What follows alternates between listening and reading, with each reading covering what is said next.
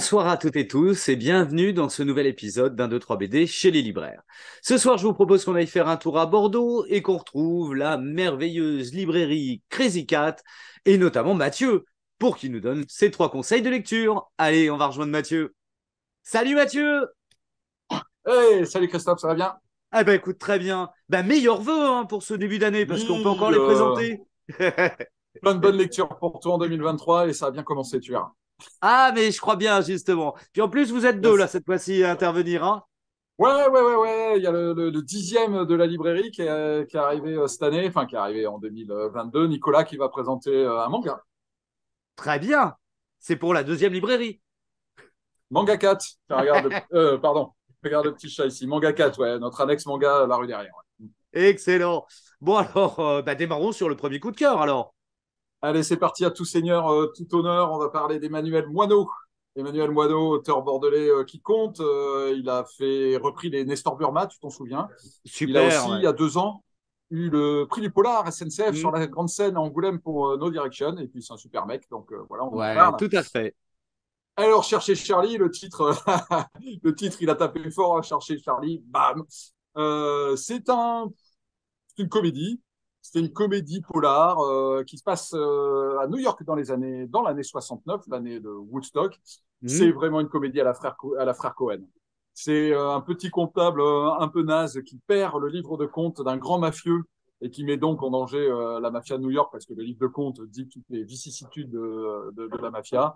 Et puis ça va passer de main en main parce qu'une jolie hippie va lui piquer son portefeuille, un autre va lui piquer sa mallette, puis le FBI s'en mêle, et puis il y a plein de losers. Et puis la mallette, elle part de coin en coin et on se retrouve dans des scènes d'amour libre des hippies des années 69. On se retrouve chez des petits truands qui s'arnaquent tous les uns les autres et qui vont tous mourir comme un jeu de domino. Et ça finit à Woodstock. D'ailleurs, je pense que ça finit dans un beau concert à la fin. Oui, ça finit à Woodstock le 17 août 1969.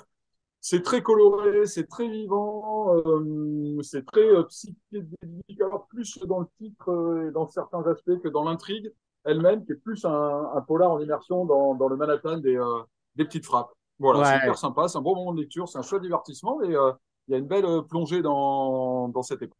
Mais j'adore ce que fait Emmanuel. C'est toujours super. Ouais, il y a toujours une touch Voilà, tout vachement. à fait. Bon, un Oui, petit deuxième non, pour démarrer, puis un petit nouveau en plus. un jeune auteur qui commence. Christian Lax, qu'on n'avait pas vu depuis une maternité rouge sur les restitutions d'œuvres d'art Europe-Afrique il y a 3 ans, c'était chez Futuro déjà, c'est son éditeur. Hmm. L'Université des Chèvres, on a beaucoup aimé, c'est un coup de cœur de mon collègue Olivier, on l'a lu tous les deux.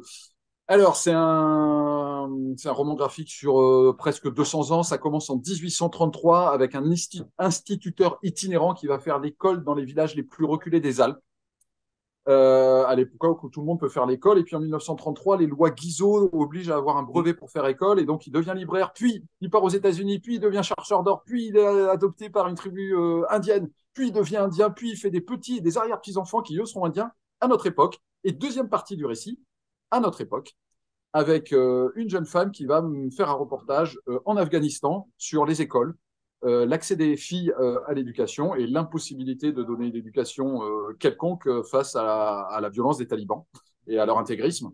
Et donc, on a ces deux récits entre 1833 et 2020, entre les Alpes, les États-Unis, les tribus Hmm. indiennes, et l'Afghanistan, les montagnes les plus dures, je pense que c'est les Pashtuns. Ah, je crois que je viens de dire une bêtise.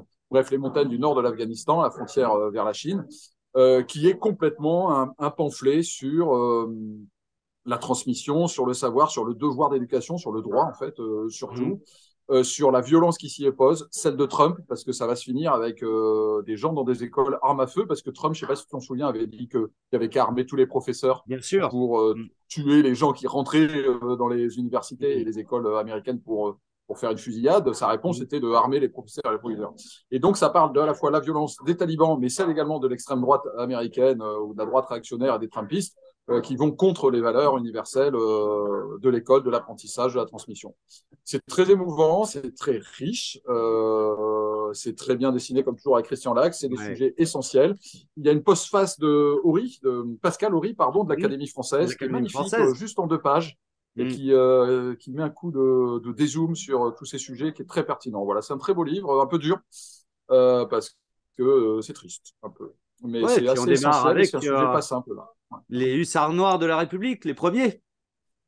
Oui, oui, un petit peu. 1833, c'est le début de ça. C'est au moment où on commence effectivement à former et à Alors, on n'a pas institutionnaliser. encore les lois Ferry qui vont arriver derrière, mais ça va Voilà, vite ouais. Non, c'est arriver. ouais. Les lois Mhm. Guizot, 1833, c'est le début. Ouais. Ouais, c'est le Voilà. début. Et Mhm. donc, je passe la parole à un collègue. Ta, ta, ta, Très ta, ta, bien. ta, ta. Allez, Nicolas, bonjour.